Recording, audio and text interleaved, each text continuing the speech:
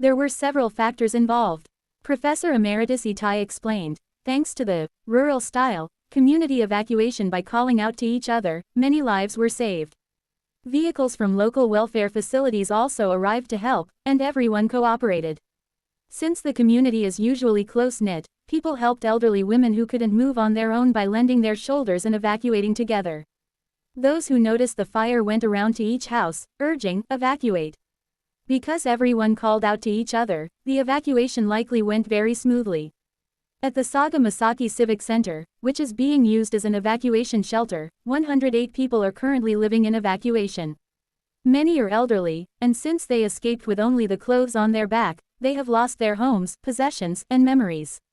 Adding to the hardship, influenza is spreading rapidly throughout the prefecture.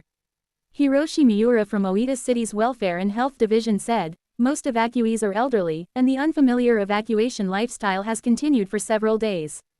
Some people are experiencing fever, diarrhea, and other health issues. We know we cannot keep them here indefinitely. Because this will be a long-term effort, we are arranging staff shifts carefully so that no one becomes exhausted all at once. Personnel from Oita City have also been working tirelessly, without rest, since the day the fire started. Supporting these city workers are various private organizations. Miura said, what surprised me when I arrived on site was how many outside groups quickly came to help.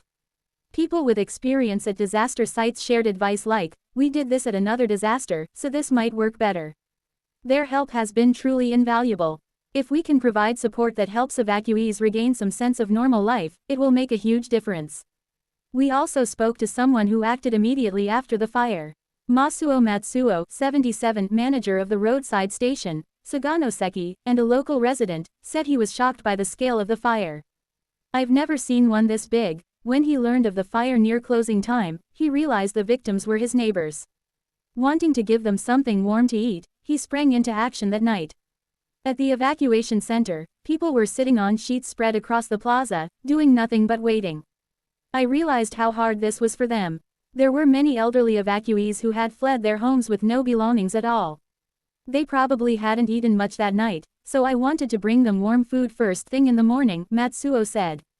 Staff members gathered, and they began cooking at 2 a.m.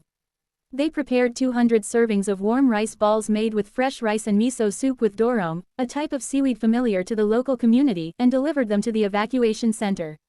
Starting from the weekend, evacuees who wished to do so were taken by bus to check the condition of their homes. Residents said things like, my house burned down and collapsed completely, and, the refrigerator has no power. It's been 5 days now, so everything inside has gone bad. The city staff told us, throw everything away.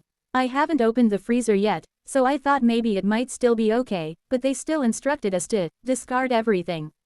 The authorities are currently discussing the next steps.